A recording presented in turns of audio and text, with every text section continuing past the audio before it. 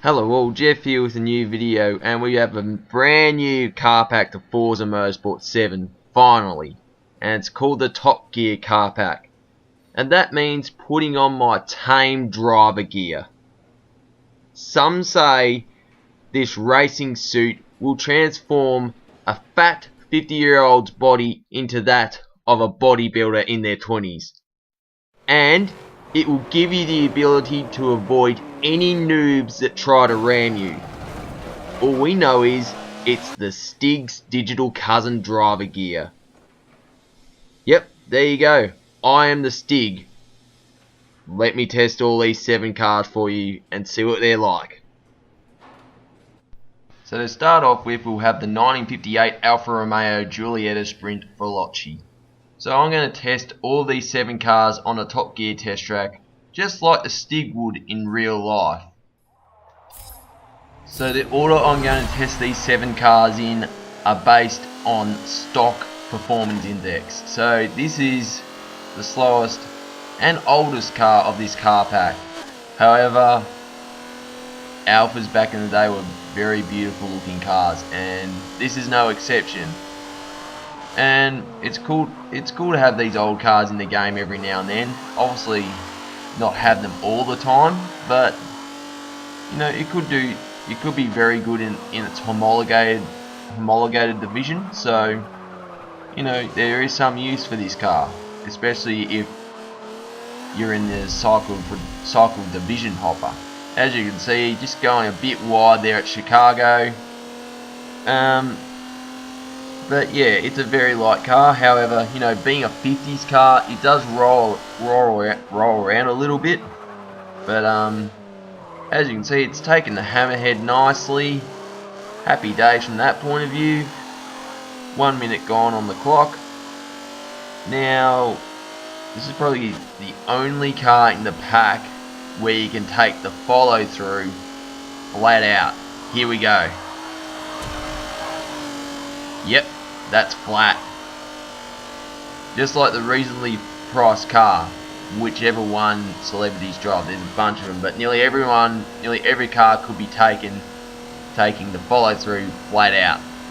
But as you can see, the penultimate corner, a little bit wide there. But then we go into Gambon. That's not too bad. And the time is 1:42.916. Next car, we'll go with the 1964 Porsche 904. Very similar to the 1966 Porsche 906 that came to Forza 7 a couple months ago. But this is a huge leap on performance compared to the Giulietta, because the Giulietta in stock trim is D class.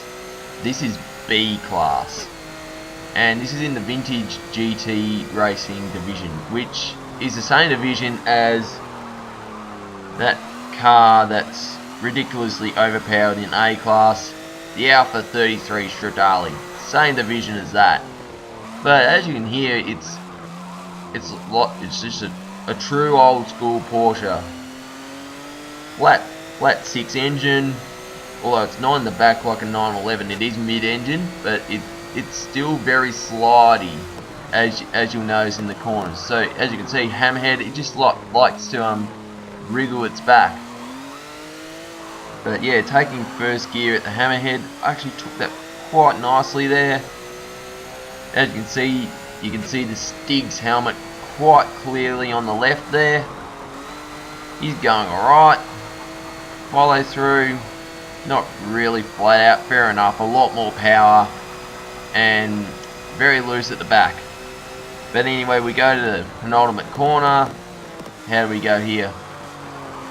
Well, that's actually taken really nice.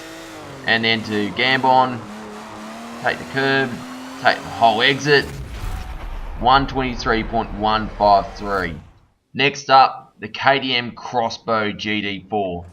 In stock trim, it's S class. However, it is in the Forza GT division, so it'd be interesting to see how it would go there.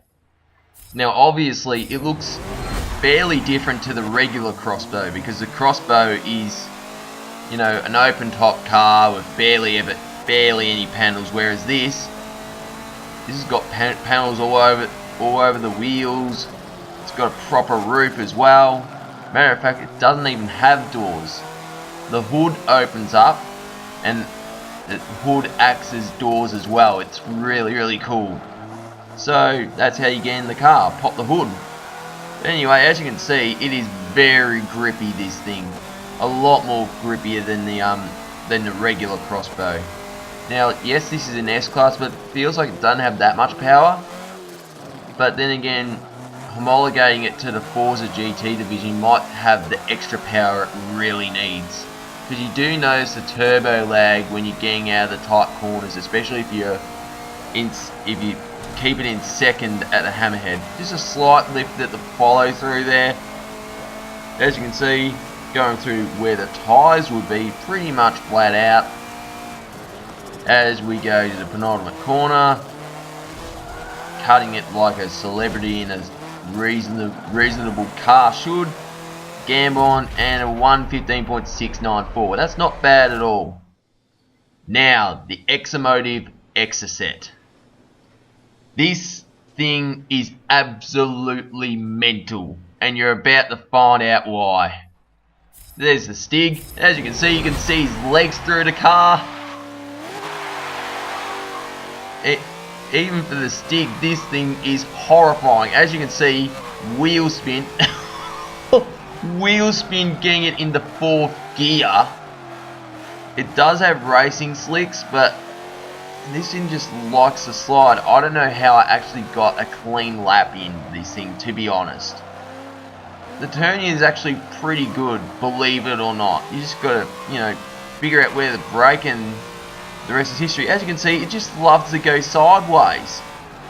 Now, apparently, this is a Mazda MX-5 shell with an LS3 Corvette engine at the front, which it does. You can quite when you go through Forza Vista, you can quite clearly see LS3 and Corvette badges on the engine. It's crazy. As you can see, pilots around just going ridiculously loose. If you don't drive this carefully, you're driving this like an R-Class BMW Isetta. All it does is want to do donuts. But really, first thing I saw this thing, I thought it was an Ariel Atom on steroids. And as you can see, it really is. Now next up is a highly anticipated car finally coming to Forza 7. The Ferrari 812 Superfast. So let's see how this goes. Now, as you can see, it's a lot bigger than the other cars I've tested previously. However, this car does live up to its name. It really is super fast. Just look at that. But not only that, this thing is super scary as well. So yeah, that's the thing. Like, you get into the faster cars and you forget that you have to brake for turn 1. And as you can see, taking it wide at Chicago as well, just because the leap in speed compared to the crossbow is ridiculous. And the Exocet, well look, that's got pretty good brakes, mainly because of how light it is. But this thing, as you can see, it just likes to slide along all over the place. But yeah, finally get out of the hammerhead. And yeah, when I saw this car being previewed, I just knew it was going to be the Top Gear for car pack, because the McLaren 720S was announced for this car pack a month ago. So I just knew, because both the Superfast and the 720S were reviewed in the latest series of Top Gear. So I just knew. However, this thing is very, very fast. Likes to slide. It will be a very good car in S-Class. Next up is the View 05RR. Now, I don't know too much about this car, but yeah, we'll have a look and see what it's like. But one thing I do know about this car is it is used in the Race of Champions.